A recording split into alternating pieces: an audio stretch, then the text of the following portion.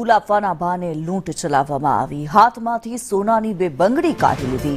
2 લાખથી વધુના દાગીના તફડાવીને ફરાર થઈ ગયા। એક્ટિવા પર સવાર 2 ગઠિયાઓ ફરાર થઈ ગયા છે। સમગ્ર ઘટના સીસીટીવીમાં કેદ થઈ છે। ત્યારે ઊંઝાથી જે ઘટના સામે આવી રહી છે, ફૂલ આપવાના બહાને હાથમાંથી 2 સોનાની બંગડીઓ કાઢી લીધી હોવાનું સામે આવ્યું।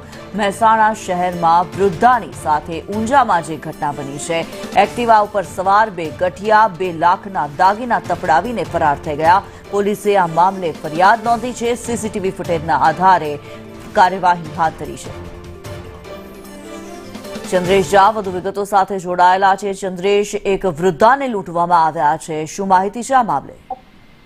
જી ચોક્કસથી આપણે જણાવી દઉં કે મહેસાણા શહેરના એક વૃદ્ધા ઊંઝા ખાતે આવ્યા હતા અને એમની સાથે એક્ટિવા પર સવાર 2 ગઠિયાઓએ ફૂલ આપવાના બહાને તેમના હાથમાંથી સોનાની 2 બંગડીઓ કાઢી લીધી હતી, જેને લઈને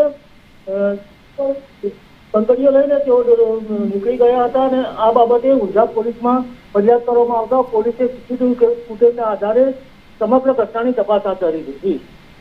જી ધન્યવાદ ચંદ્રેશ આ માહિતી માટે।